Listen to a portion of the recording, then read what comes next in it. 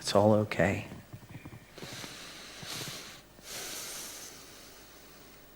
So we're going to explore that in more depth tomorrow. But I wanted to do one last exercise before we pause for the day. I want you to get into pairs. And I want you to do another coaching session with a person, listening with nothing on your mind. And this time, you can, if you wish, say something, or make a suggestion, or ask a question, or tell a story, or play something back to them. You can do any of that, but I invite you to do it guided by your wisdom and well-being. So listen for a feeling first, and I invite you to make the distinction between listening from a place of well-being and peace of mind and clarity, and knowing that you don't need to say anything, between that and the kind of chattering voice of the conditioned self going, got to show them how good a coach you are, got to get a result for them, all that sort of nonsense. You don't need to do anything like that. Just listen from a place of well-being. And if something comes to mind from that place of wisdom and well-being that you think may be useful, something you can offer them or ask them, then feel free to do so.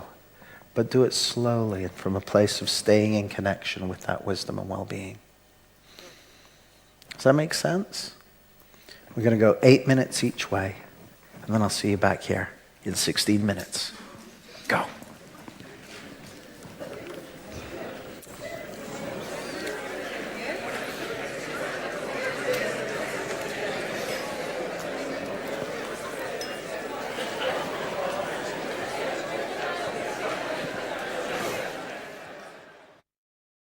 How is that? Good. And I'd be interested in just hearing about what are some of the differences you noticed working in this way. Differences as a coach, differences as someone being coached or being worked with. Did anyone have anything particularly stand out as being different to how they usually have worked? Go ahead. Just stand up and say your name, if you will.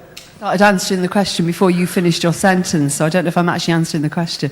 Vanya, one of the differences that I noticed was it felt like there wasn't that separation, that sort of therapist separation that you can get.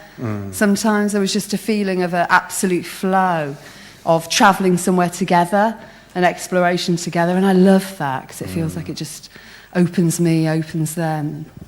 Thank you, and I really like that too, and I'm reminded of something Michael Neal. I once heard him describe himself as speaking as a transformational coach, as a chrysalis salesman, on the basis that he would help people get into a chrysalis and not have really much idea about what the butterfly that emerged was going to look like, but could trust in the knowledge that the butterfly would emerge. And I really like that idea, because what's presupposed by the idea of transformation is you don't know what's going to come out the other end of that process. That's part of what's cool about it.